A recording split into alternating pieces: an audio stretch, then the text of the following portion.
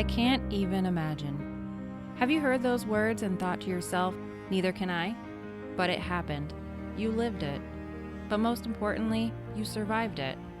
We hear you, we see you, and we're here to talk about it. We're two moms, lifelong best friends, and we've both experienced traumatic, life-altering events involving our children. Welcome to episode 14 of I Can't Even Imagine. I'm Victoria. And I'm Stephanie.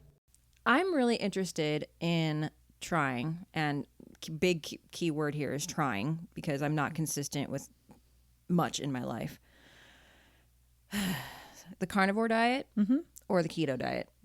And I've been learning a lot. Yeah, I've been reading a lot about mostly carnivore, and I love meat. Yeah. Love meat. Like I always say to Joe, every time we make steak, I'm like, I could eat this for every meal of every day. It's so good. But I just don't know how to like even begin in changing my lifestyle when it comes to food. And I wanted to kind of pick your brain a little bit about it, because I know you always say like, if I can do something for like 3 days and get over that hump, like I'm good.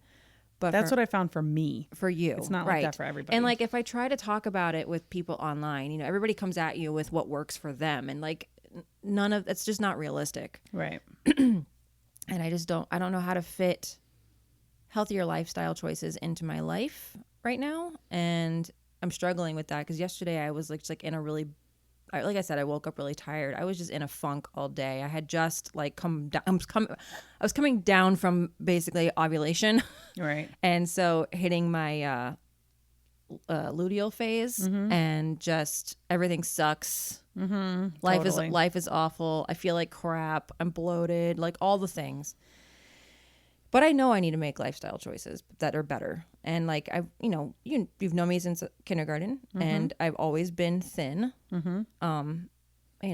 Most of my life anyway, and I've never really felt big. I've felt like, yes, I have a belly because I've had 3 kids. I have big thighs. I'm like a size 14. Right. Sometimes I think 6. But you're at so my worst, tall. At my worst, I was size 16. I think I'm about a 14 right now. But you're 12, so 14. tall that it exactly like, evens it out. You're still a slender build. Yes. It's not like a body what is it, dysphoria? Is that how you say it? Right. Body dysphoria thing. It's not like I'm looking at myself and I'm just like, I mean, I am a little bit grossed out. Don't get me wrong. Sometimes, or I'm just my bad days, Like but stand in front of the mirror naked and jump. Right. Yeah. Yeah. It's not like, oh, I got to fit into like a size 8. Like, it's not like that. It's just like, I want to live longer. I want to be healthier, and it doesn't really matter my size, but like toning up would be really nice. Yeah. I don't know. I don't really know where I'm going with this, but I know that I need to make some changes and try to figure out how to be consistent with those changes. And that's where I'm really struggling, because when I go to the gym and I do healthy things, obviously I feel great about it. Yeah. And it's not just I feel great because, hey, I did it. I feel great because it's releasing all of those happy hormones. It's releasing all the endorphins and all, right. the good juices. At one point in my life, I was going to the gym like 3 days a week, and I didn't see it. I did not see any changes in myself really back then, because, when you're standing in front of a mirror every day, you don't really see it until you actually go back and look at photos. Yep. And the other day, I came across a photo of me that I took from the back, because I was taking a photo of my haircut or something, or like I dyed my hair, I don't know. And I look so skinny, and I'm like, what? Like, that was like 2020. It was January of 2020. And I was like, at that point, I don't ever remember thinking I was thin. Right. Or thinking I was in shape at all. But my arms and I could see my waistline. I was like, who is that person? And then I was like, oh my God, gross. Like, I've changed a lot since 2020, and I didn't even really realize it. Well, for me personally, I've tried every diet under the sun. See, I haven't. I have, and they never stick. Yes. The only thing that ever stuck for me was keto. Now, I don't think that it is recommended for long term to do it in the way that I did it. I don't think any diet is going to work for any specific person long term. I think it's supposed to be like you just try things and you mix it up. So what I noticed about me when I would reach a plateau with keto, I would carb cycle. What does that mean? For me, when I first started keto, it was like kind of the blanket statement, no more than 20 carbs a day. And so that was way too low for me. I just could not achieve that because even vegetables have carbs. So I went to like 25 to 30 and lost so much weight very quickly. And because I needed to lose a lot of weight. You know, I wasn't starting at, it wasn't like I wanted to like tone up and lose 20 pounds. Like I really had like 100 pounds to go. You know, I needed something drastic. And when I would reach a plateau where I hadn't lost anything in like a week, not even like a half a pound, then I started carb cycling. And that means that for me, I took it as a carb dense meal once and I would eat it within an hour. I wasn't like grazing pizza and chips and shit all day. I would eat like a baked potato with dinner, something that's very heavily dense in carbs. I'd have popcorn, something that's more natural. Like I wouldn't eat pizza or lasagna because I'm like an addict. Once I taste that shit, I'm all in or all out with everything. So I would try to do something a little bit more natural to the earth, whole food based, kind of carb heavy, maybe sweet potatoes or even just like the air fryer fries. That doesn't really send me into a spiral of diving into a fucking cake or something, you know, like that. So I would do something like that, but I'd eat it with one meal and I'd eat it all within an hour and I'm not going to like veer from that. But that took me probably months before I would even start that because I needed to stay away from that stuff for a while. I had to put very strict boundaries and parameters around the things that I could or couldn't eat because my brain does not work with moderation. And so I would eat whatever I wanted within that box of boundaries. Okay. I only counted my carbs for like the first 3 weeks to get a sense of exactly how many carbs are in things. After that, I never counted anything ever again. And I was very successful with keto. As soon as I came off of keto, I was dabbling in other things. I would introduce things slowly back into my diet. And I had gained about 20 pounds back and kept it that way for years. And I was happy with that. I had no problem with the extra 20 pounds. In fact, I didn't want to be as skinny as I had gotten at one point. It doesn't fit my body for what I like. Yeah. So I was very happy with the 20 pounds. Like you look a little bit, not thick, but not stick thin either. It was fine. But then after my daughter's accident and I'm in the hospital for 8 weeks eating hospital cafeteria food, and they're not exactly diet friendly. No. We would go down to the cafeteria when she was in the rehab center every day. We'd be eating like strawberry cheesecake cups that had like pound cake at the bottom, whipped cream, strawberries, and that juicy stuff. More pound cake. It was layered. I would always get the Oreo one that had like chocolate cake and Oreos, pudding, chocolate cake, Oreos, whipped cream pudding. It was so good. So she and I would get every day and we'd go outside to the garden area and eat them and enjoy it. And I didn't care. I'm in here with her and this is what we're doing and I'm enjoying every second of it. Yeah. But then it's been a horrible cycle ever since. Yeah. Getting out of that routine, because then once I was able to open my palate again to all the choices in the world, I'm like, fuck that diet shit. Because for years I said no to cake on my kids' birthdays. For years I said no to fucking everything. Yeah. And I'm over the diet shit. Yeah. Now currently, because I've gained like 40 pounds and I need to get my shit back together, but I need to learn moderation. I need to learn like be in a calorie deficit and have everything available to me that I could possibly want to eat within my calorie range for the day. So I still have a boundary, but I've been doing really good for about 3 weeks. I'm in the beginning. Today's the second day of my fourth week. And I've lost 12 pounds. And I don't notice it on me yet because obviously there's probably a lot of water weight. I've been eating like shit. So what? Up till now. Okay. So what are you doing to lose those 12 pounds? I'm sticking within a calorie range. Okay. Right? So before it was just fucking balls to the wall, eat whatever I want, whenever I want. And clearly if I'm gaining weight, I'm going over the allotted calories that my body needs to maintain the weight I'm at. So I'm gaining weight. So how do you keep track of that? See, when it I comes do it to on MyFitnessPal. when it comes to doing anything with dieting and math, that's where I'm like, okay, you lost me. No, I'm done. MyFitnessPal. I got the 1 month free trial to see if I actually would use it and like it. And then, and I paid $80 and I get it for the year.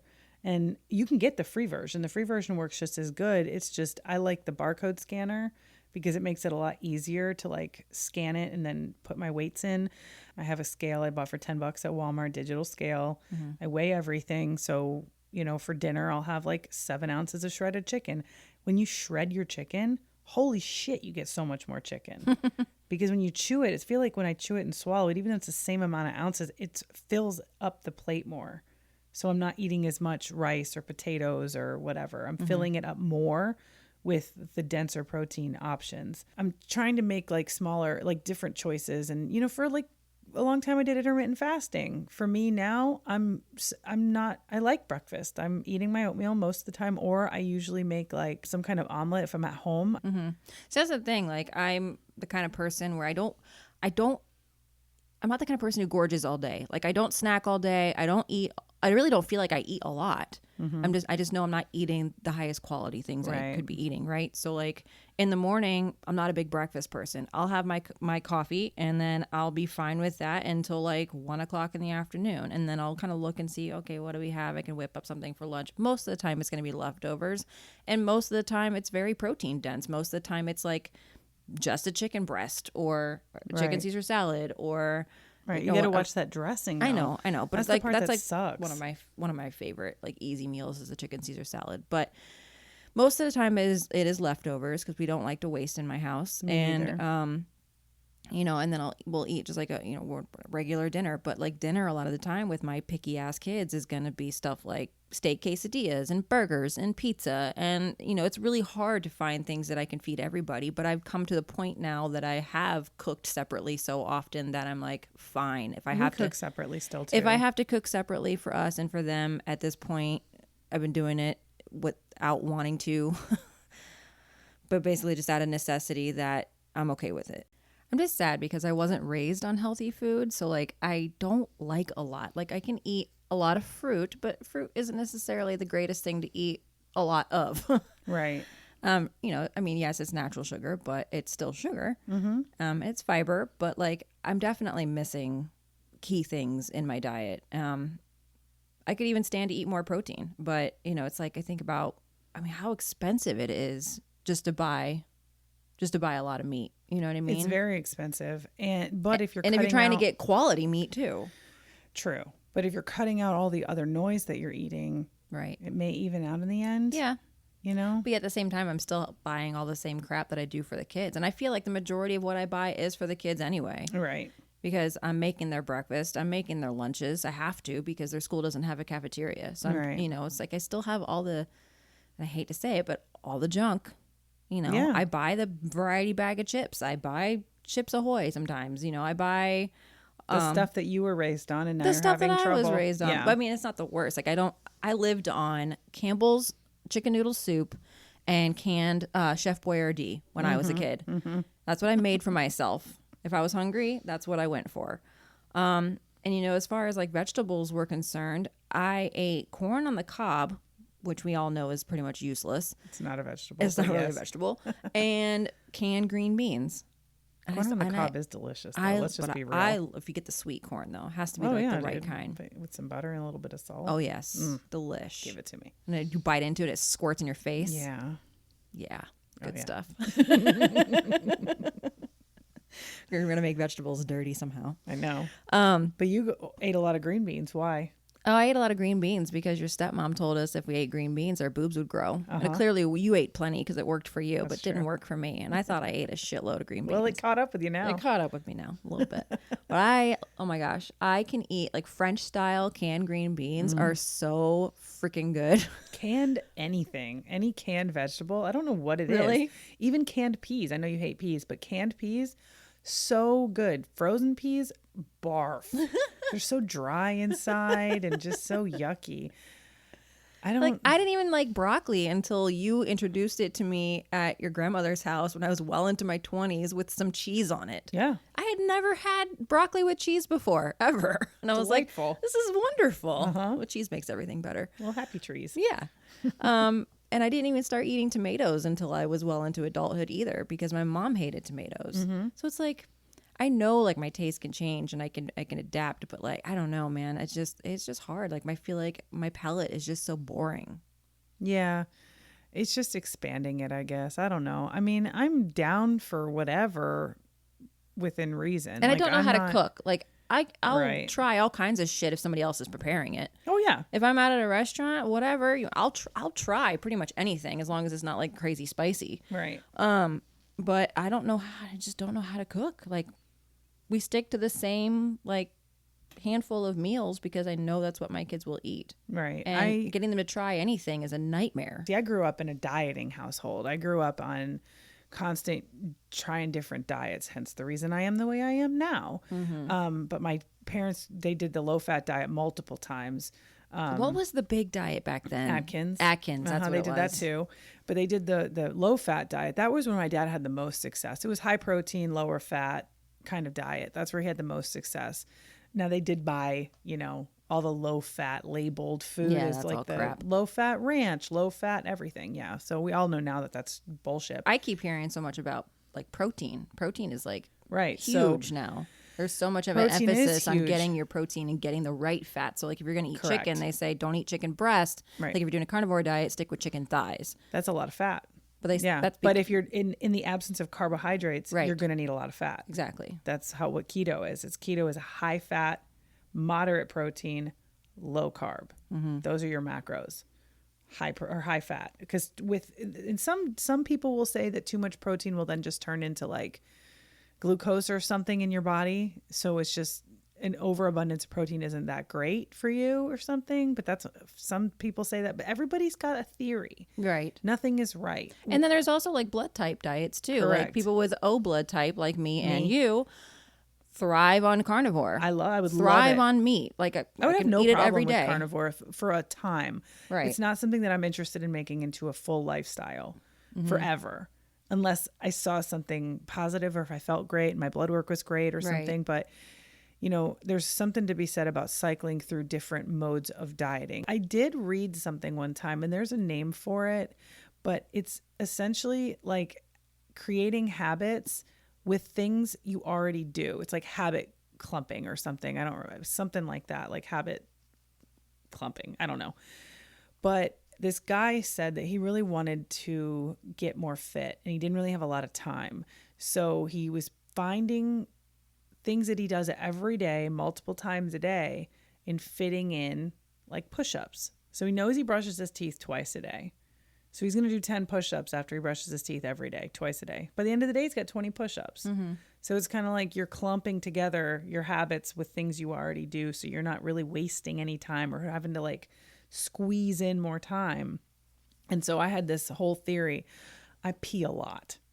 So every time I pee, after I pee, I'm going to do 5 squats. By the end of the day, I might have 50 squats that I didn't have had I Right. not done that. Yeah. And I do it, and whenever I do it, and then I'll be like, oh man, I feel so great. And then the next time I pee, or maybe 4 times later I pee, and I'm like, oh shit, I owe myself 15 squats because I forgot.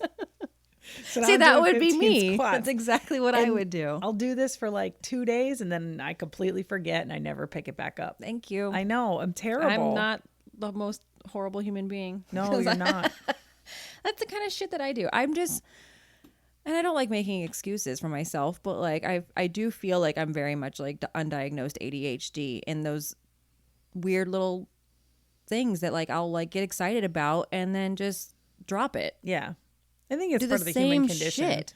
Like I'm jealous of people who are consistent with they'll make a decision to do something and then they'll do it and they'll see it through and I'm like, fuck, I wish I was like that. It's like an internal, just a mental battle of trying to make that decision and it's hindering me. Yeah.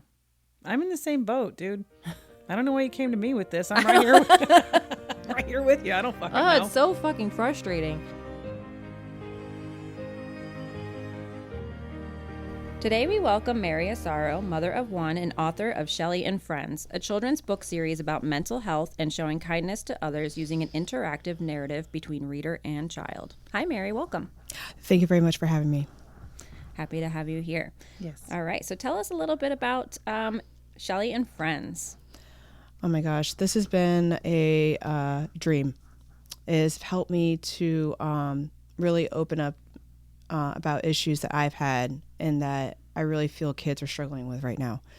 From being isolated from COVID and having to do school from home and not being able to see their friends and just feeling very sad.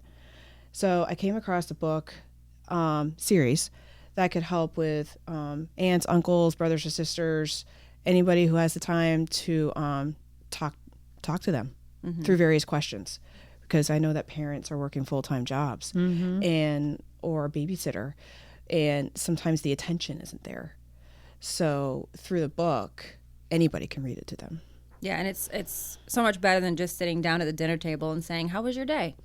Did you have a good day?" Right. I've noticed with my kids too. Well, what did you do in school today? It's like they're there for 7 hours and they just look at you with like a deer in the headlights, and they're like, math? I don't know. What did I do today?" It's like a running joke between me and my kids. I'm like, okay, tell me about your day every single second, start to finish, and go. And they're like, I totally relate to all of you because I do the same thing with Connor. It's just like, hey, what'd you do in school today? I don't know. Stuff. Yeah. Or I'm like, great. What were your specials today? I don't remember. Right. I feel like I'm talking to a wall. Yeah, it's true. And it's like, can I get anything out of you? it's hard to do because, you know, Yes. we're busy. Yes. And I can't think of things to ask. And I have to do this times 4. Oh, and I'm I know. like, what'd you learn? That's the one thing. One thing you learned today. And it doesn't have to be educational. One thing you learned. Right. You know? I know. My daughter told me this morning. I said, what one thing you learned yesterday?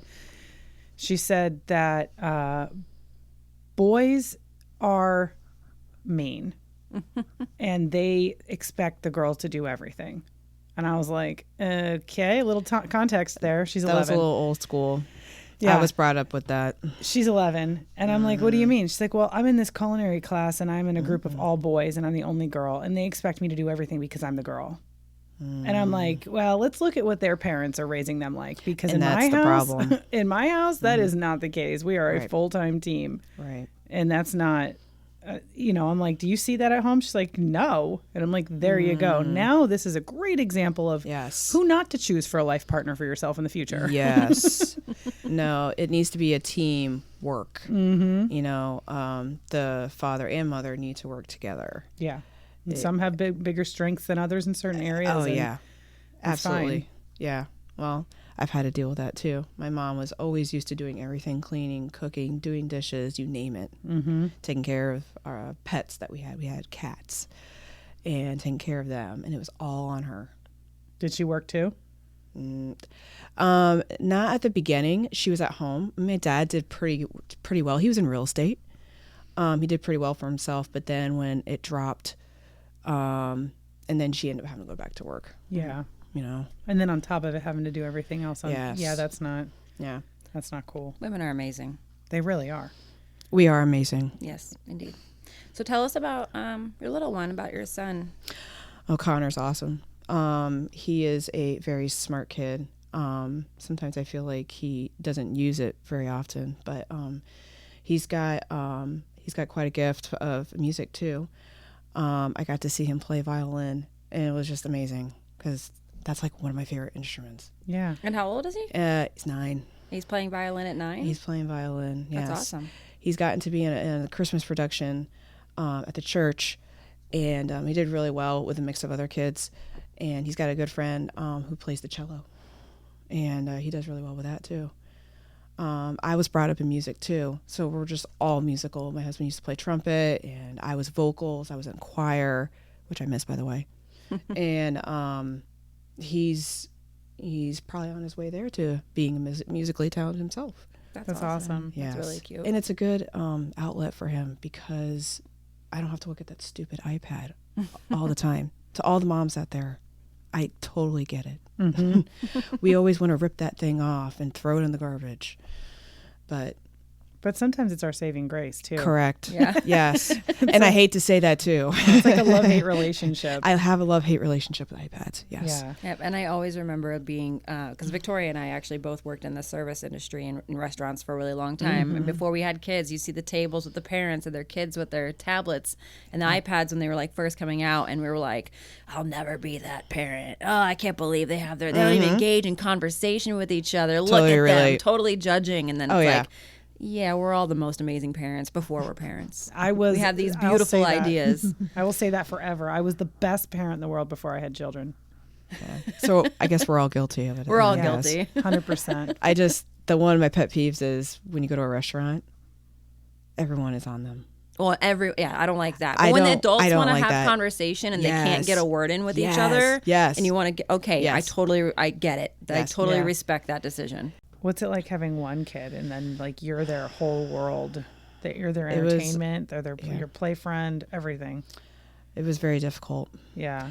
I know when it was just me and him, because my husband went back to work after, maternity leave, I was really bored. I bet. Yeah. And I thank the Lord that my parents, not very far of a drive, and they had a pool. So it was nice that I was able to go over there. My mom got to, do some grandma time. And it was tough at first, trying to get him to play. And we have a whole big room to himself. He loves Legos.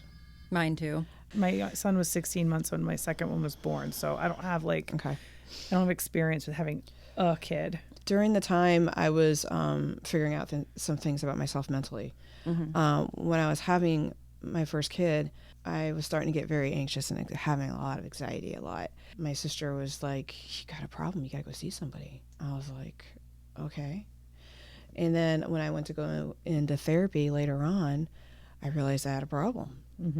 I didn't really get a really great therapist. I don't know if there is such thing as a great therapist. I know they try. Did you get into therapy after you Sure. had your baby, or was No, it during your pregnant? it was I was after I had Connor, it was a little while before I ended up having therapy. I could tell my husband could tell there was some change in me, and I could too, just couldn't pinpoint what it was. I just know my dad had a lot of anxiety too, but he never did anything with it. He thought psychology was garbage. I think a lot of men do. Yeah. Yeah. Old generations and current generations.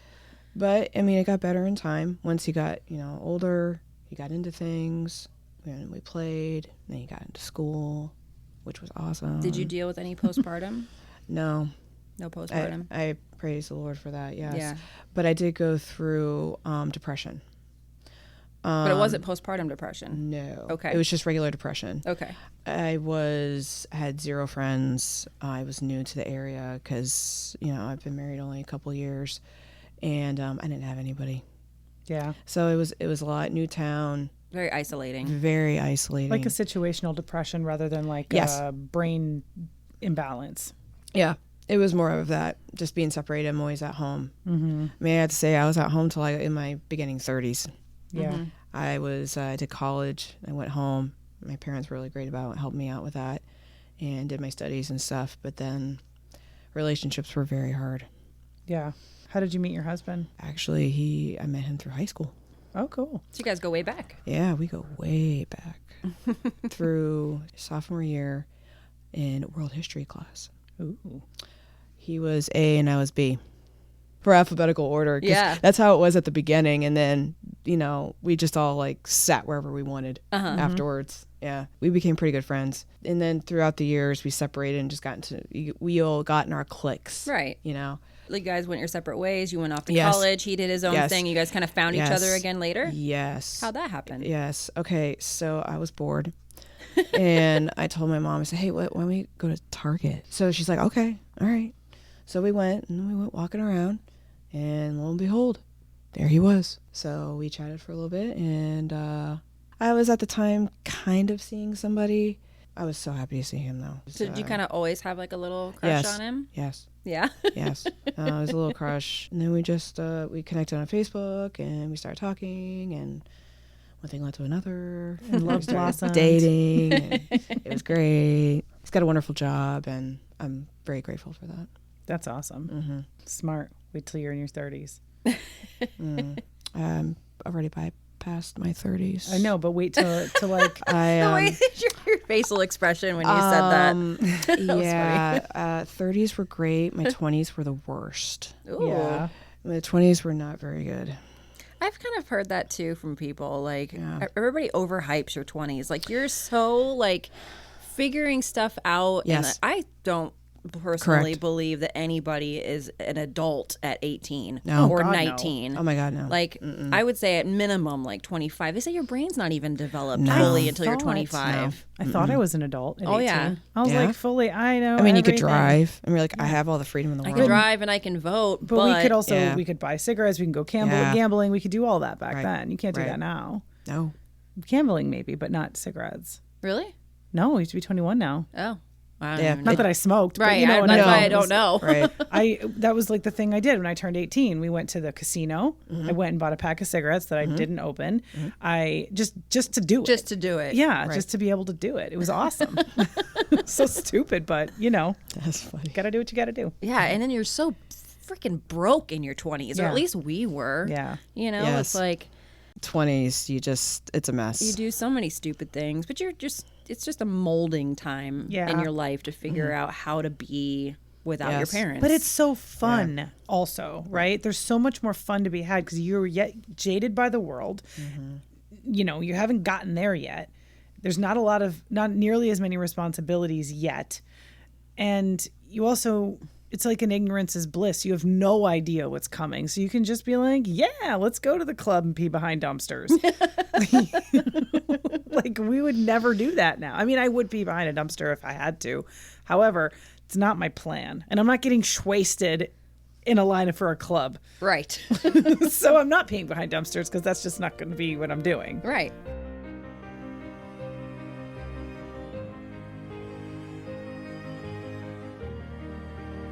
Okay, so tell us about your background and anything that you feel like kind of led you to becoming an author. So, I have an art degree, and I haven't really used it in a while because everything is so digital now. But I also find that with drawing and working with colors just on paper, I feel like is out of the ordinary these days. It's all about making the money and having it look good and having it be moving around, all stuff. But I really feel that, I mean, there's just like art that way back in the day that's popular. Why can't I make something like that? You know?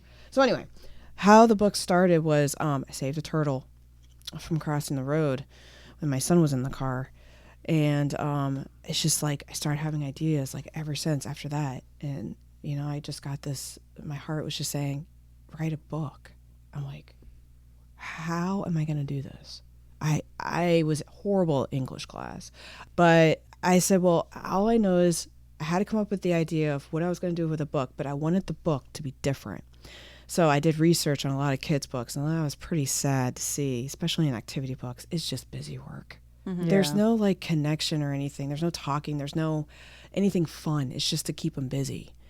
So I was like, what can I do different? And I was like, what I always wanted when I was younger was to have someone when I was going through something to talk about with various questions that could open up a whole can of worms, I guess maybe you could say.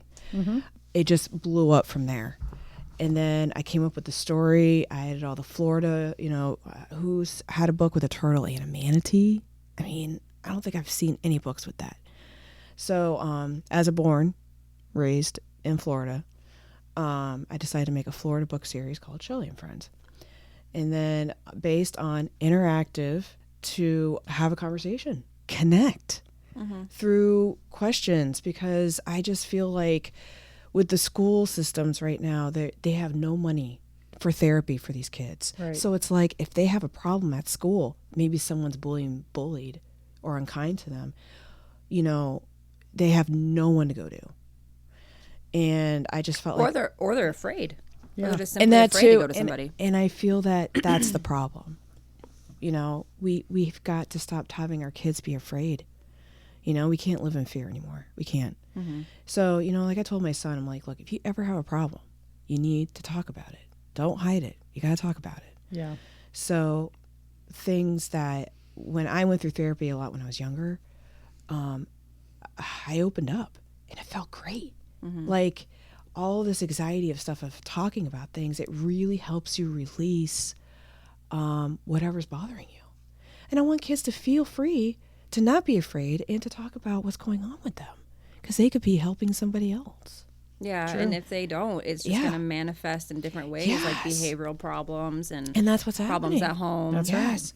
So in the book, in my books, there throughout the story, there's a section through one page. There's a question, and after the story, be like, okay, well, who could you ask for help in need when you need it? Who would you ask?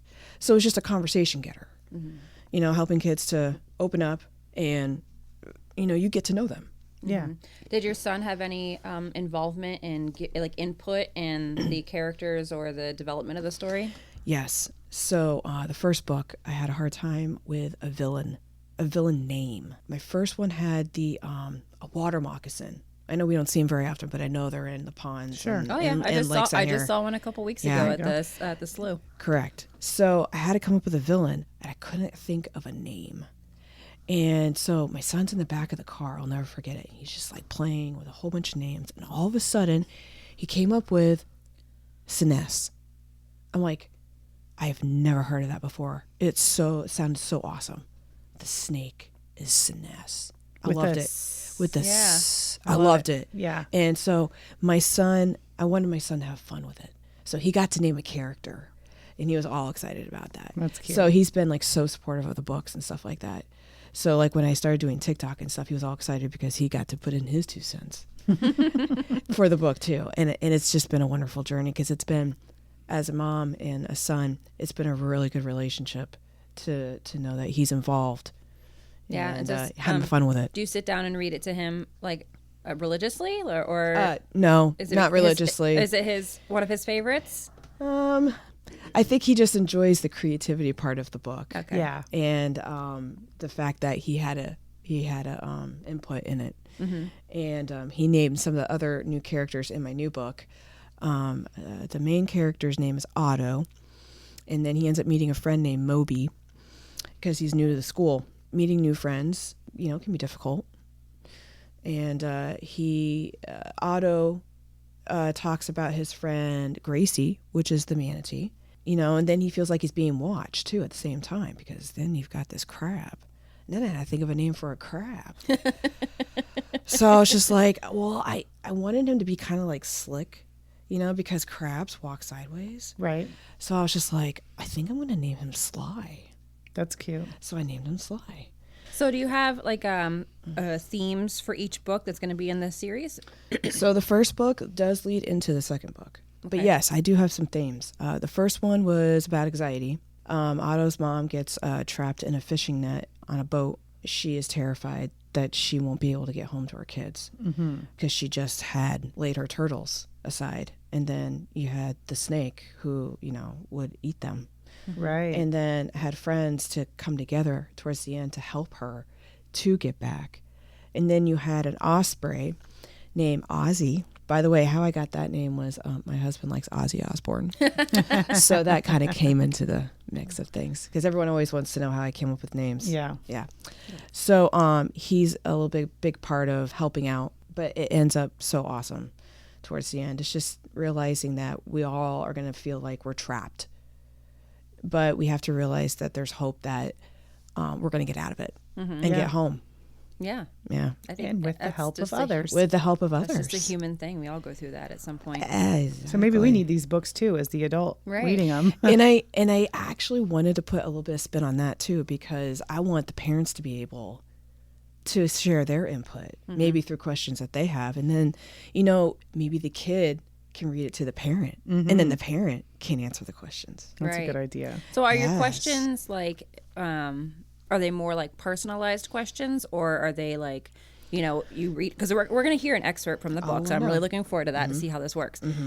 So are the questions like, you know, what would you do in this situation? Or are they like, you know, they're not the type, I'm imagining they're not the type of questions that you're going to get in like a school book where they're like, okay, now where did this take place? And what are the characters' names? It's not like that. It's relation to what's going on in the story? Yes.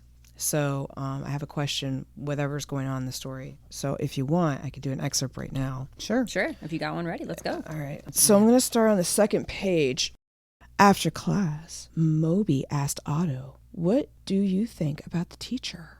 Otto said, "Dr. Kransky seems nice. I think I'm going to like having her as my teacher." As they walked along, Moby asked, "Who's the manatee?" "Oh, that's my friend Gracie," Otto replied. "We've been friends since Gracie helped my mom, who was caught in a fishing net." Moby, I feel like we're being watched," whispered Otto. So here's one of the questions I ask. Who has been your favorite teacher so far, and why? Sly the Crab spotted his best friend Finley and eagerly shared, "Hey, Finley. Guess what? I saw a turtle, and I'm thinking of setting up a trap to catch him." "Good idea," said Finley. "They'll be good to eat." "What is the name of your bestie?" So, because villains always have like bodyguards or their sidekick type of thing. Right. So I wanted to add that into the book. And then I'll read one more excerpt here. It says, when Otto got home from school, his mom, Shelly, asked him how his first day went. Otto excitedly answered, "I had a great day. I met a new friend named Moby, and my teacher seems really nice." However, Otto had something on his mind that worried him. He told his mom that he saw something hiding behind a rock when he was coming home from school. Shelley appreciated that her son was brave enough to tell her and said, "Otto, please stay alert and tell the teacher if you see anything else." So the question I ask is, what do you think is important to tell an adult if something is wrong? So these are just a couple of excerpts. Through every situation, you need to have a question to have the kids help with that situation, see what they would do. Right. I mean, you might think it's helpful. For sure. And what do you think is the appropriate age group for your book? I would say beginning of reading, like kindergarten, or just their development and reading and understanding. When did your books come out? My first book came out in the summer of 2021. My newest book, the second one, just came out around just before Christmas. Awesome. It was December 14th, 2024, and it's been a great ride. I hope it becomes successful because it's something that's very well needed. Hoping to reach out to the schools. I know there's book bans, but this one is not like any other books. So how has the reception been so far? So I have some pretty good friends that I've been with and acquaintances, and they've bought the book and they love the layout, they love the color, and they love the questions, and they find it very helpful, and they think it's a great book. Well, I remember when we had talked to you during the pre-interview, you had mentioned that you were doing readings. Were you doing readings at Barnes & Noble or the libraries? I tried to do one in December, but there just wasn't enough kids. And I'm thinking that's another problem I might have, is the fact that everything is so available on electronic, and so kids aren't really coming out into bookstores. So I think the only thing how I would get a reading is if I pretty much went into the schools instead of in bookstores, because everyone, and that's like an adult getaway. So it's like, they get to go and find a book. They're very rare actually see a lot of kids there in bookstores. Yeah. What about the library? Just getting your name out there. Yes, I need to reach out to the library. I have before. They have some kind of a thing you can download your book in. So I haven't done that.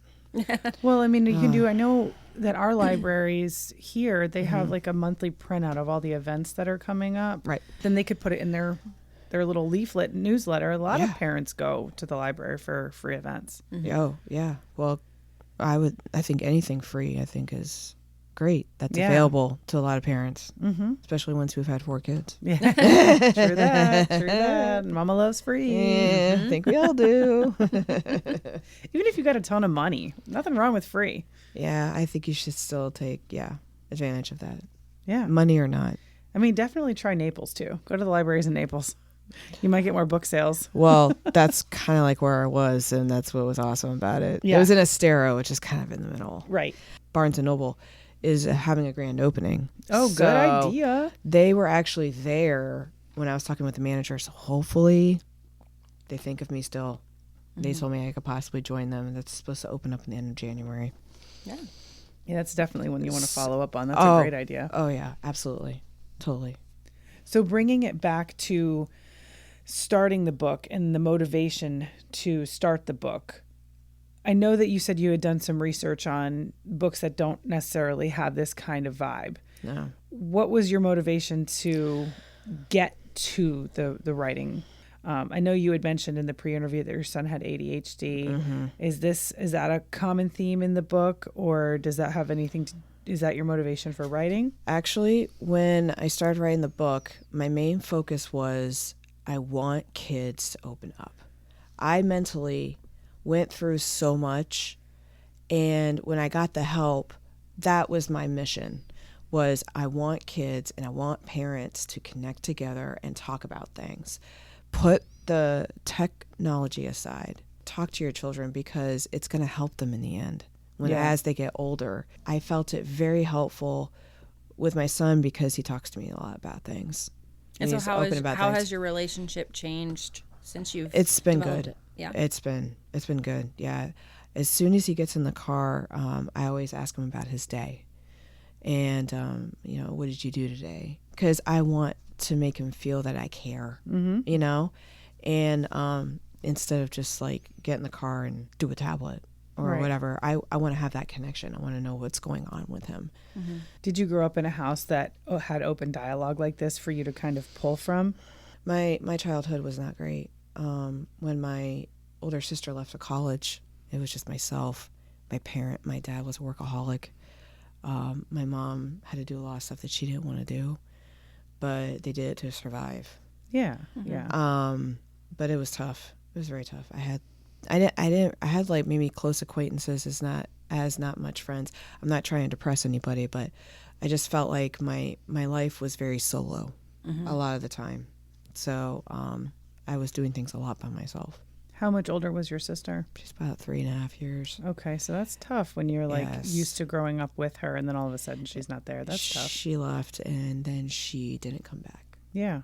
So I had a lot to, my head was wrapped around like, what is going on? Yeah. No one's telling me anything. I mean, I'm the youngest. So, I've just felt out of the loop on a lot of things. And then eventually, when I got older, I found out why. There were just some things that were going on at home, and they just did not want to get me involved. As you age, you start to understand more, Oh, yeah, right? absolutely. My mom is like my best friend. She's helped me out through everything. And then I felt free to finally do the book when my dad passed. Because he passed, I think, in 2020, and he had cancer. It was sad because he was ready to go. He didn't want to take drugs. He didn't want to take anything. He just wanted to go.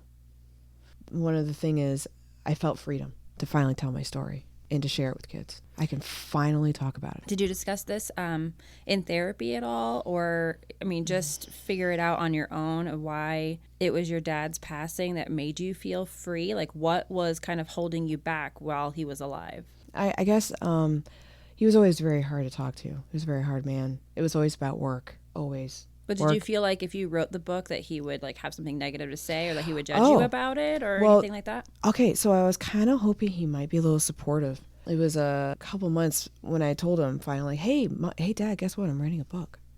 Oh, you're writing a book. It was just repeating the question back to me, but it was in a, like, great. Like, I don't really believe you. I don't think you're going to do it. Like something like that. And I remember talking to my mom and told her what happened. She's like, oh, that's horrible. Mm-hmm. He didn't feel very supportive. I've never felt very support from him at all throughout most of my life anyway. But I know when I tell my mom, if I get support, she was ecstatic because, they love reading books. Mm-hmm. Of course, my mom loves reading like thrillers and stuff and but crime. It's not only that. As like a mom, if my kid comes to me and tells me they're writing a book, how awesome. Yes. Right. Like, right. I don't even care if the book is, it might be crap in the eyes of other people. Yeah. But in the eyes of the mother. Of course. I think that's like all art forms with I know. your children. Like, I know. Your kid art is the best. I know. It's gosh, so I love it. sweet. And my daughter writes me a note last night, and it's like a poem about how much she loves me. And I'm like, okay, I'm going to have to go buy a frame because it is going on the wall. My daughter Yeah. tells me she writes songs. She showed me a couple of songs That's that she wrote. I'm awesome. like, I had no idea you even had that in you. I'm like, that's so cute. I love this. Another good thing is my son, since I've had the journey of the book, he's been drawing a lot too. So I've gotten the instance of Kinda him drawing share the too. love of art with I'm him? sharing the love of art with him. Yes. That's really cool. I have a Yes. client of mine who has a doctorate in literature and Awesome. another doctorate in something else, but he's a director of HR. He doesn't do what Yeah. he does it for money, right? He doesn't do course. it because most of the time art doesn't really bring a lot of money in. No. And he has written so many books, mostly of poetry himself. But he works with his kids. They have a whole series of books. They created a character together. They self-publish on Amazon. I think he's got a sale, and it doesn't matter. It's all about Yeah. putting out the work. So he's like, my kids are gonna know that dad, and that's what they did. He's a single dad, and they do art stuff together. They do art, like not just drawing and making books. That's the one aspect of their art. But he's like the most interesting artist. I'll call him, and he's like doing all of this stuff with his kids. He's like, we had some extra, like the trays that come at the bottom of like a frozen pizza, like the cardboard circle things. Right. He's like, we had a couple of those lying around. We have some dryer lint, and we have mustard and all this. Make stuff with. He paints That's and awesome. does like these thick paintings, and he pours some polyurethane on it and lets it dry, and then adds more layers. And because the polyurethane is clear, you can see the depth in his stuff. And the pictures don't do it justice. He came here to visit his house. He has a house here that I manage. They got a couple of canvases from the garage that had other paintings on them, and they just covered them up. Oh, that's and awesome. did like the weirdest stuff. They Right. had there was some charcoal left at the bottom of the grill that they smashed up and put in there. Poured polyurethane, let it dry, put more layers, and he hung them on the wall at the house. And looking at them, it is so interesting to see the depth, and you can see the texture of everything. And just he and his kids were just doing it. Paint stained clothes, like they don't care. They're just like true like artists. It's really interesting. That is probably like one thing I love about art is art can also reflect on how you're feeling For sure. or what you've been through. That's what I love about it. It's very, very free. It's probably why I love it so much. Yeah, and speaking of that, tell us a little bit about the artwork in the book, because I believe it's all yours. Yes. Is that right? I am the writer and illustrator of Shelly and Friends. I did this all on my own. I like to draw. This time I used watercolors because I wanted it to have a soft theme to a sensitive subject and bring in a little. I observed a lot of things around Florida, like the sunsets and the water and the colors and the sand. I wanted it to try and be accurate. So I didn't realize that an enemy of a turtle is one of them is a crab. Okay. So that's why I try to kind of keep my books accurate to the wildlife that's out there. Watercolors, and it ended up really brightening up the book a lot. So I was very happy how it all came out and came together. Yeah, I could Yep. we could see it, and it's very cute. Yeah. So let me just to be clear, Shelly and Friends is your first book? Yes. Okay. So my first book is called Shelly and Friends. Like I said, that one, the subject of that one is for anxiety. And then my second book has to do about being unkind. I wanted to use bully because I was actually bullied. But I don't want to use bully. I use unkind Okay. because I don't like using that word. I just feel like the main thing that I was bringing out in this book is why are we not talking to the person who's being unkind? True. Because they're being unkind to you for a reason. So that in my book, it's not technically a stranger to you because they're like in your class or whatever. But we need to find out, why is this person being unkind to me? And I feel like we need to be talking to them and helping them because we could have them open up what's been going on with them at home. Maybe they have parents that are not paying attention to them. They're like, I'm going to go pay attention to this kid and just harass them. It's because they probably need attention. And I think that's a lot what's happening right now. You got parents who are working full-time jobs. They could barely make it. We need to be paying attention to them.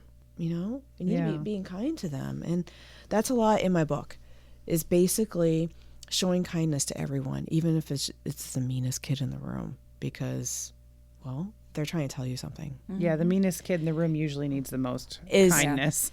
That's what I'm saying. So I'm trying to let kids know that we need to show kindness even to the meanest person in the room because there's something going on with them. Yeah. Right. Love And that doesn't love your enemies. That does You not have to love your mean enemies. to accept Yes. the behavior of that person, though. Right. Like, Yeah. not just be the doormat of somebody. You need to walk away if this person isn't being Right. kind to you. And then eventually they'll get it. Hopefully. Yeah, We can always hope hopefully. that they don't come out and do stuff. Right, exactly. But I really feel I was trying to make a true message in the book. Like, person's being unkind to you. Either you can walk away from the subject or you can be like, why are you being so mean to me? Because Like approaching them about it. they might need a friend.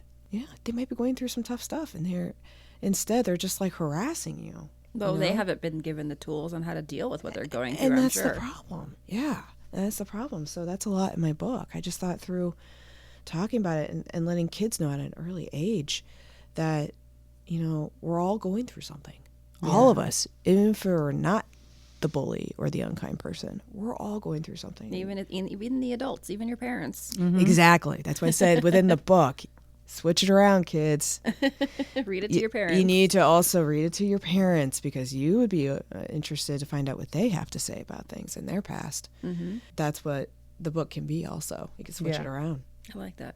Mm-hmm. Yeah, I like that too. Because then you get to know your parents That's right. and how they were brought up, and then you get to know them. Mm-hmm. So what other themes do you have brewing for the next few books? The series is going to be 5 books. So we have anxiety, we have being unkind.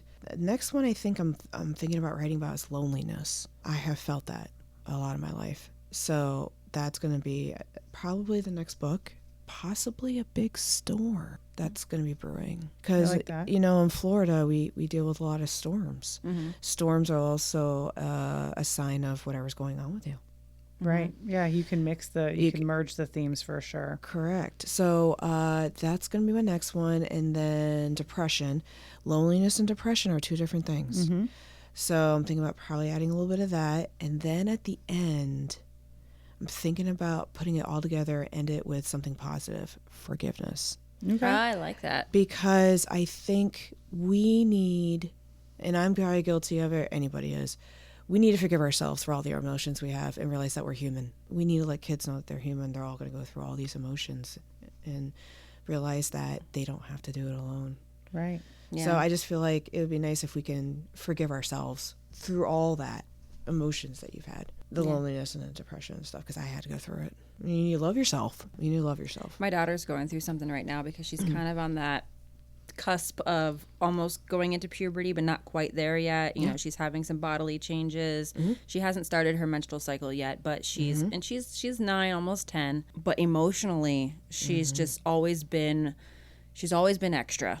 Since she was born, since she could talk, she's always been a little extra. I can only imagine how she's going to be when she's a teenager and she actually does go through full puberty because of how much she is at this point and how much she has been. With her emotions, sometimes she's just straight up like, I don't know why I'm like this, Yeah. and it's hard. And you're just like, honey, and she talks about how, you don't understand how stressed I am. And I'm like, oh, girl, if you only knew. If you only knew. Exactly. But it's hard because in those moments, I had a similar situation with one of my girls that is not extra. My 11-year-old is like the opposite of extra. It's like pulling teeth to get her to open up and not, be a little extra. Like, tell me what's going on. She's got a lot of anxieties. But she too said to me the other day, she's like, I just never feel like I'm at peace.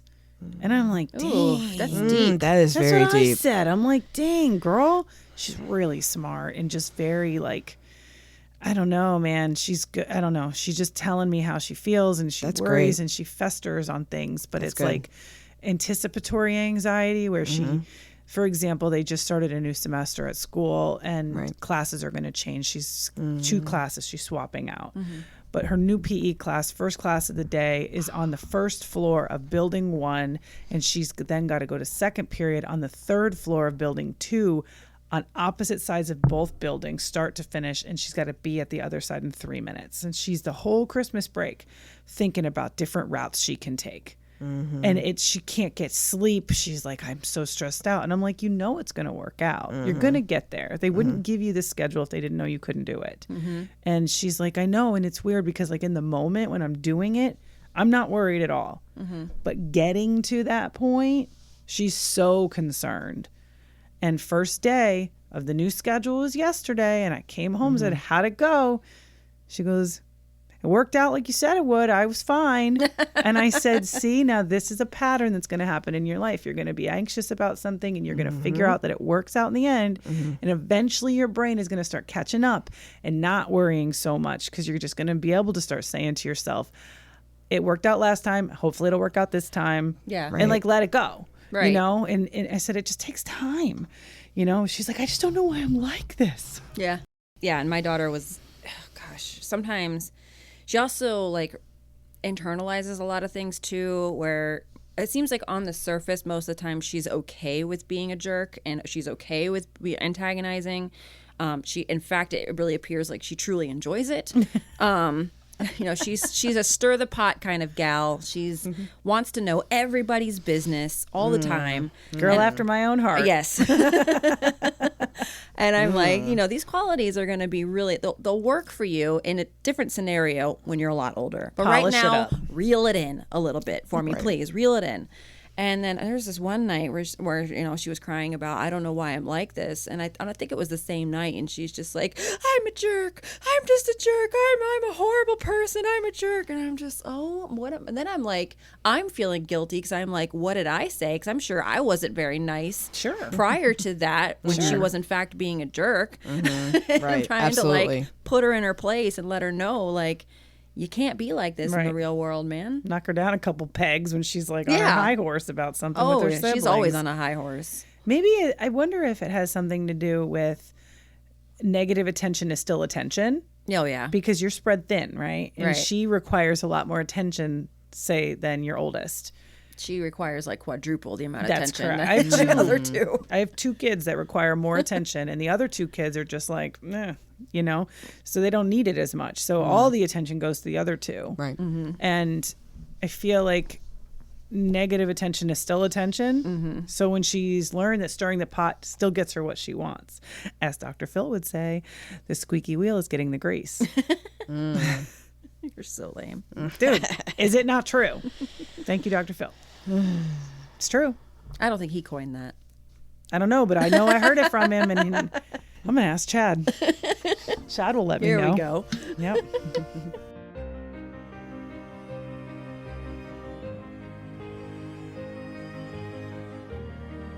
The first book is just Shelly and Friends. Correct. The second book is Shelly and Friends. Otto's Adventure. Gotcha. Okay. Because now we're talking about Shelley's son. Or you can say that I was the mom, Shelley. Okay. I'm putting a little bit of me, a little bit in my books. So the first book is more about the Shelley struggle of being Shelley. Yes. And the second book is Shelley's observation of her son's struggle. Yes. Okay. And how she does with it. I like it. Yeah. So I kind of need to go off on a little bit. It's related, but a little bit of a bunny trail. This reminded me of a recent trip that Victoria and I took together when we went to Tulsa with some girlfriends, and we ended up on this trip being sent with stuffies from our kids.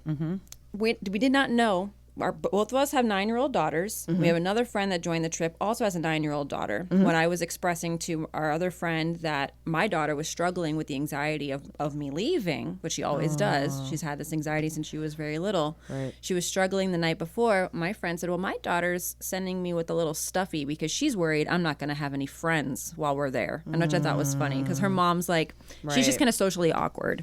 So her daughter kind of knows. Awesome. But awesome. Yes, we love her. And so her daughter was like, I'm just so worried that you're not going to make any friends, which was, we're in this huge like social atmosphere where there was a lot of other people that were going to be there.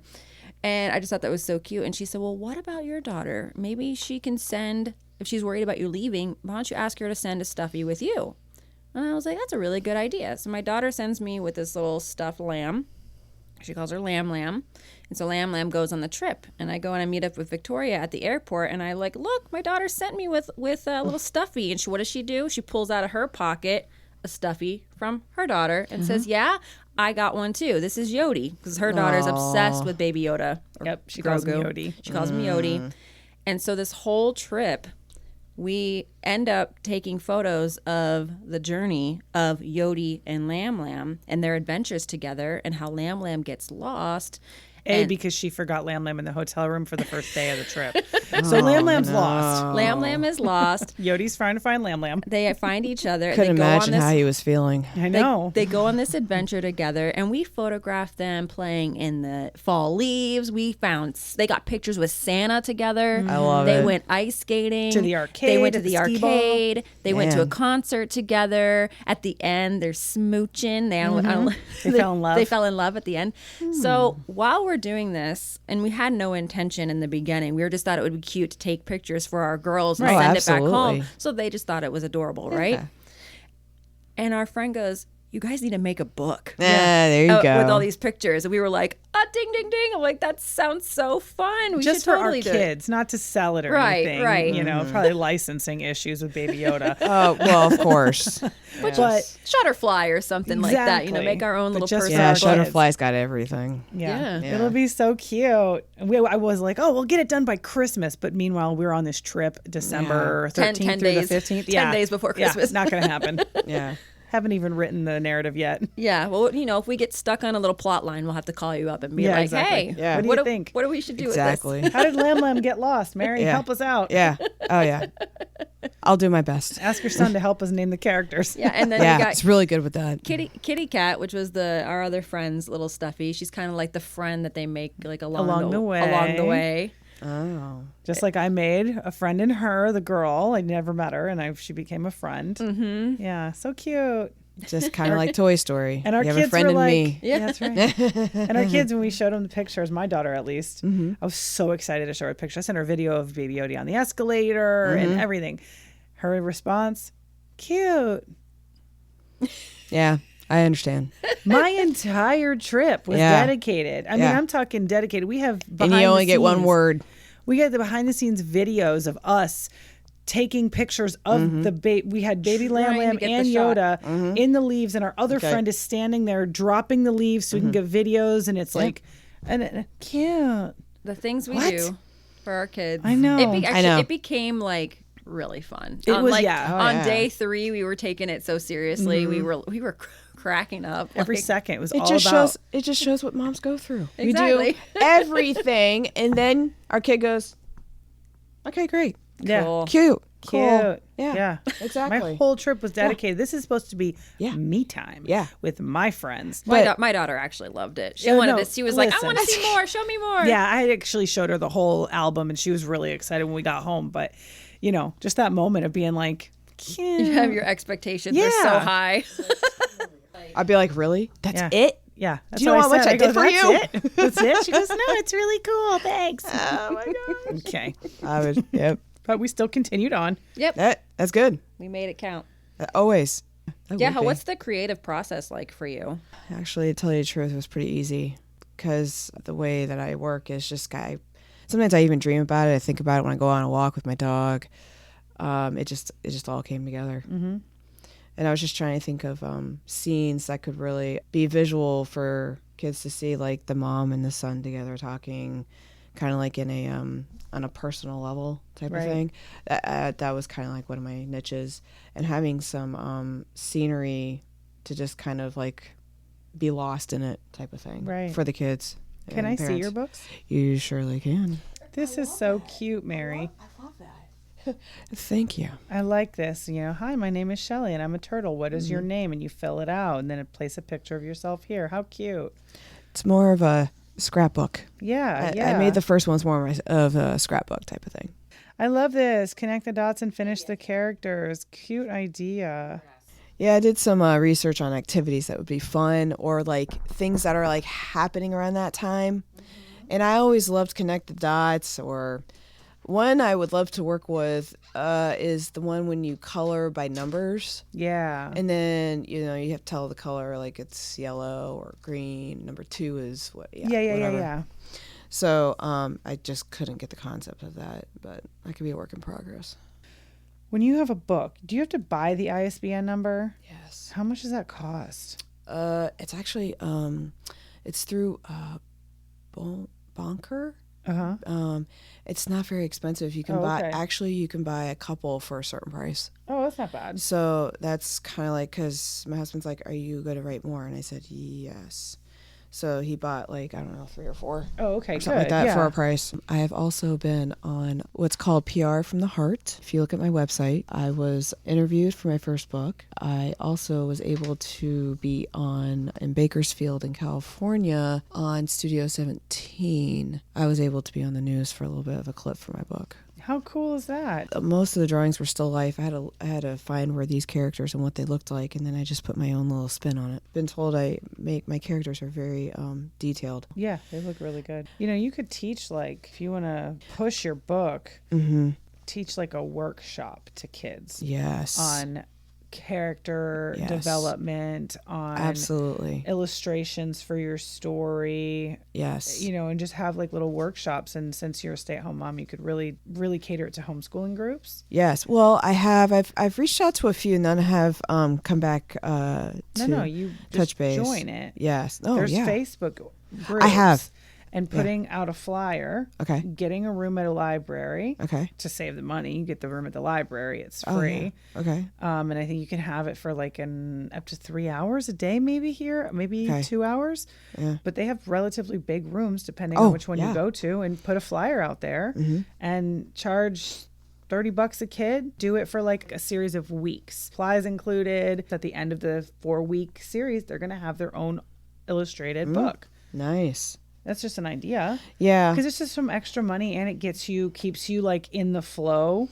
Yes. I don't have like an assistant or anything. It would be awesome if I could to come up with some more ideas. But yeah, I'll take anything at this rate. Because at that point, it gets you, it just adds more to your CV. Oh, yeah. Mm-hmm. I like that. That's a good idea. Mm-hmm. I'm always thinking of ways to make more money. Oh, I know. That's like always on my brain is, how can I turn this into a business? Right. And on the side, I come up for some business side of souvenirs. And my husband has been loving the 3D printing. That's cute. It's becoming a thing. And so I make manatees and snakes and turtles. Starting to make keychains, things that are kind of big that kids would love. Keychains. So I've been doing some keychains, and it's been a hit. It's been a hit. And that could be something that is offered. Every class, the kid gets to leave with character keychain for one of my books. And then at the end of the 4 weeks, 6 weeks, whatever you choose, however many keychains, they have the full set. Correct. And so I that's thought more about that incentive too. for people to pay for your class. But yeah. I mean, I'm all in this to myself. I'm just trying to think of some ideas to help me to branch out a little bit more. It takes time. It does. To do. And listen, I get it. I have so many freaking ideas for my own thing, and I can hardly get any of them done. Exactly. I'm spread so thin. And also doing things yourself, if you don't know what to do, having to learn what to do to then do them is a task. It is. It is a task. I don't know how you call people and get into Barnes and Noble. I could never do that. I'd be like, blah, blah, blah, blah, blah. Like, I don't want to sell myself. Yeah. Well, I just had to be brave and do it myself. That's amazing. I think it's awesome that you can do that. Yeah. I just went to the manager, and she says kids readings on Saturday. Yeah, it's one of those things that you got to constantly follow up, and it's like that's another task. That's my where you goal. need an assistant. That's my goal this year, is to try to You need follow somebody up with to people. do that for you. Yeah, because it's like that's what an agent would do, or a booking agent or something. That's like where comedy shows come to town. Obviously, they have somebody doing and handling that themselves. I want to live in laughter. Yeah, because laughter is the best medicine. 100%. I got to go and see a comedian because I wanted to do something fun. I'm like, I want to laugh. And it's such a good coping thing to have when you're going through all these issues. You just need to go somewhere and have a laugh. Yep. She lives her life through coping through laughter. 100%. Humor have is, to. Yes. Yeah, I mean, the hardest stuff, if you just can laugh about it, not that hard anymore. No. You know? Yeah. I just not too soon though. I just find I'm going to tell you, it's so much better than medicine. I think laughter is just great medicine. Mm-hmm. I can always make my mom laugh on the phone. My mom too. My mom thinks Yes. I am the funniest Yes. person. I think you which- are. Yes. I think you are. Me too. I think you are the Seriously, funniest you person. guys are so weird. But hey, listen, it definitely hilarious. boosts my self-esteem. Well, That's for what I'm sure. saying. There you go. Because like I'm probably not very funny, right? In just real life. sorry. But when other people laugh at what you have to say, you're like, man, I'm hilarious. Well, you saw what I sent you last night, right? The thing The thing I said we should put up. We should the print it out. Yeah, I actually wanted to come here early, print it out, and put it on the wall for you, but I didn't have It's time. so great. It says no one will ever be as entertained by us as us. There you go. I love it. That is so true. Well, we've been best friends since we were 5 years old, so we know each other very well. I have to say I envy that because I never really had any close girlfriends. So It is a very rare. It's a very rare It's thing. a very rare thing, and it's the same thing. Like I always loved my mom's relationship because she has besties too. Mm-hmm. They've seen us all grow up, and they've still kept in touch. And after 50 plus years, Yeah, and those come across very rare. yeah. So It is. It's true. I mean, Mm-hmm.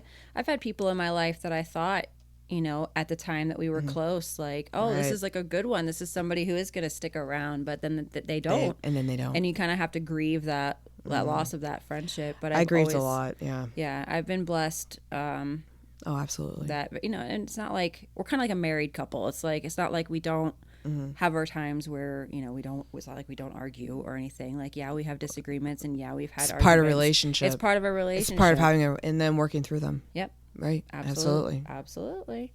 We've been there for all of each other's major life events, breakups, boyfriends, Right. we're there at each other's wedding, maid of honor, Right. births of all of our babies, she was there by my side when my son was going through cancer. I was there by her side when her daughter had her car accident, and just all of life's big events. You have a person there is really special. It is very, very special. Oh yeah, absolutely. And I know that I'm very thankful and I'm very blessed. Yeah, I would. I know she feels the same way. And so when she had this idea for the podcast, we had talked about doing a podcast for a really long time, but we did not have any clear direction on where we were going with it.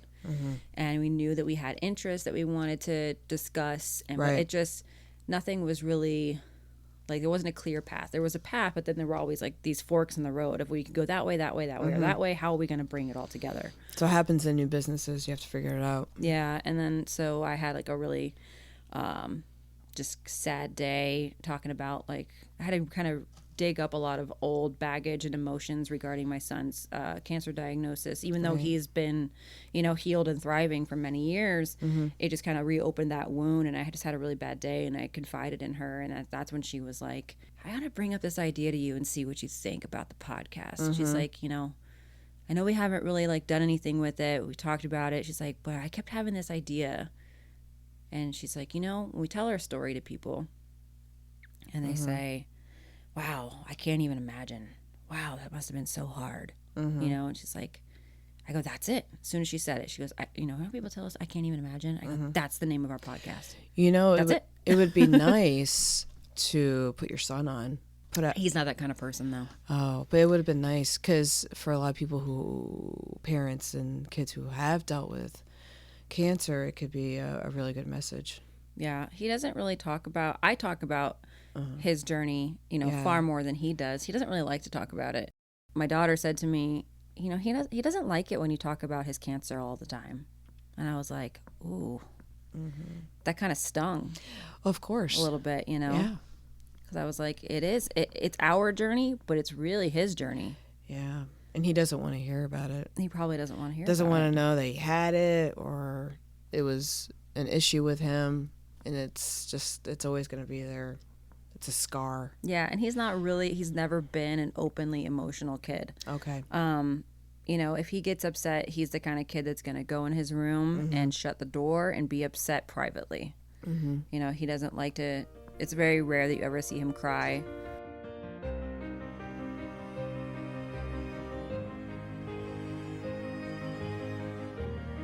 I do have to know, it would be so cool if my books can also make it into therapy sessions, because even with the therapist, it could be very difficult to figure out what could I do or say to help this kid open up.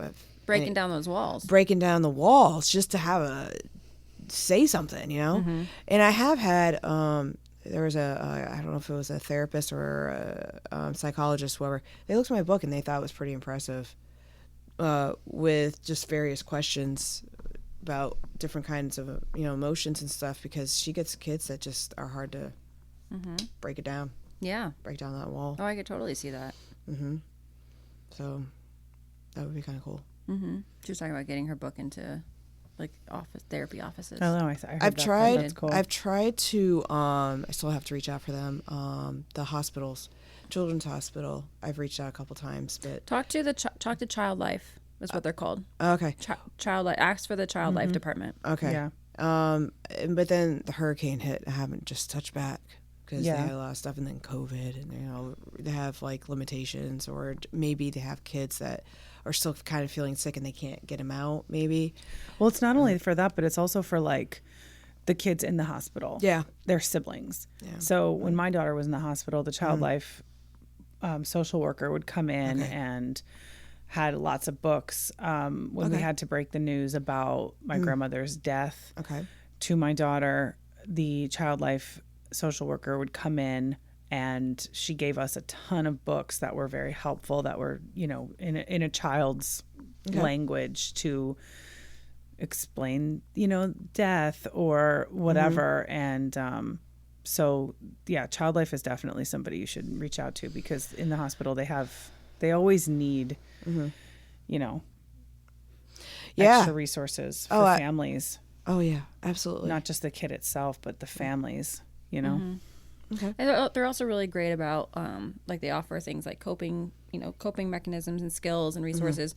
They bring in service animals and dogs and stuff that they can pet. They were really good with my kid about teaching him how to take pills, because he had to take these little tiny pills, and they would start him off with like sprinkles, something really, even tinier than a pill, and then kind of work their way up.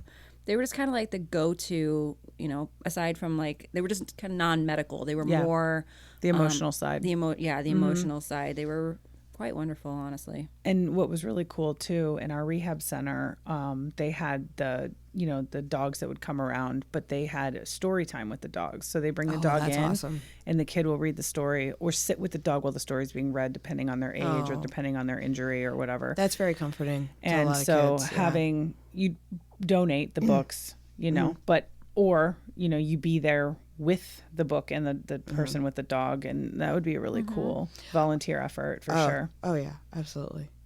So where are you currently marketing? This is one of my first ones. I am struggling with marketing. I did reach out to a kids magazine. It's called Kidlo Magazine, and it's a digital magazine. It reaches 100 countries. I just signed a 2-page ad to put my books in, so it'll be in September. And I've also snuck my books into the Operation Child care package. the Christmas Operation, yes. Christmas Child, or whatever it's called. My books were small enough to fit in the box. And where can people find your book currently? My book has reached Barnes & Noble over in Estero. Can people find it online? Amazon does have it. Barnes & Noble has it. I just found out Walmart has it. Go on my website and buy it from me. What's your website? Writtenbymary.com. Awesome. Written by Mary. That's it. That's easy. And I happy to ship it out, and you might get something special. Nice. When you buy the book. Ooh, a little bonus. Like a little bonus gift been working on. You know what you should do? You should go to Sun Harvest. I was just going to say that. Oh, Sun I was Harvest. just going to say that. Go down to Sun Harvest. They are Florida everything. And it's all old people, too, and they'll want that to bring home to their grandkids. Yes. All tourist. It's very touristy. Okay. And everything's Sun Florida Market. themed. I'm coming to you. I'm coming to you, Sun Market. Sun Harvest. I'm sorry, Sun Harvest. Sun Harvest. I'm coming to you. It's right down the street, too. Yeah, Awesome. it's like 5 minutes away. Go there on your way home. Okay. And they actually do like, I know they do like workshops and classes and stuff in there, too. You could probably set up a reading. I mean, it is Absolutely. literally, it's all tourist. Yeah. It's all, and it's pretty much 90% gray-haired people. I mean, I have gray hair, but I mean like white hair. Yeah. They really support a lot of local Good to know. artists and artisan stuff. Yeah, kind of boutique-y. Yes. So Okay. but it's like local stuff, local jams and jelly and, you know, Awesome. all kinds of soaps and Okay. hand cream and all the things that are locally made. Awesome. They feature that. So that it would be a great place for you to get your book into. Definitely. Yep. Yeah. And it's perfect on theme with them. Yes, So absolutely. My books are the first book is Shelly and Friends. And my second book is Shelly and Friends, Otto's Adventure. You can find them on my website on writtenbymary.com. You can also find them on Amazon. You can find them at Walmart and Barnes & Noble. Writtenbymary.com is my personal thing. I send it to you and you get something special from me. I am on Facebook and Instagram. what's your handle? Shelly and Friends book. Well, thank you for coming in and sharing about your book. We hope you get lots of sales. Yes, it was a pleasure. Thank you for listening. You can find us at our brand new website, www.ican'tevenimagine.com, and find us on our socials at Instagram at ICEI_podcast or on Facebook at I Can't Even Imagine - a podcast for moms. Thank you so much for listening. Thank you. Bye-bye. Bye.